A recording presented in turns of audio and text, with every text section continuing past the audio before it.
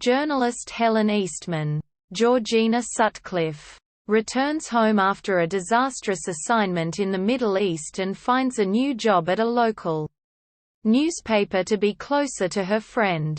Joe Forbes, T.J. Herbert, an air traffic controller, following a near mid-air collision involving JASP Airlines Flight 313. Joe has been suspended. He contends that the pilot was slow to obey the orders of the tower. This incident does not appear in the press, which intrigues Helen. She convinces her new boss, Nick Robertson, Paul Anthony Barber, that a cover-up has taken place. Natasha Stevens, Rita Ramnani, joins Helen in the investigation of the air safety issues involved.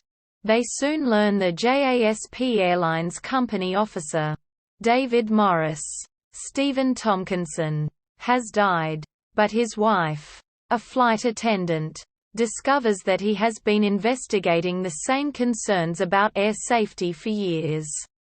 The new director of JASP Air, Ben Tyrrell, Mark Diamond, discovers that the incident of Flight 313 is not the first and begins to ask his own questions.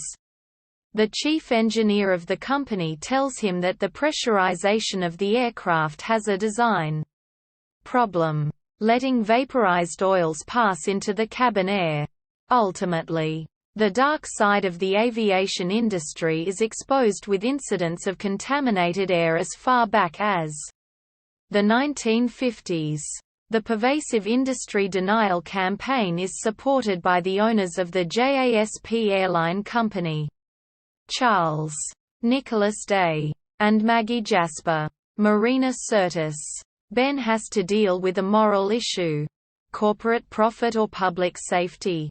Meanwhile, Helen and Natasha understand that the flight crew, but also the passengers, are at risk. They would like to make a scoop. But their opponent, the aviation industry, is a major opponent, not hesitating to buy the silence of its detractors. At an aviation conference, however, the director of JASP Air indicates that the company's aircraft will begin to be modified so that the air in their cabin is of good quality.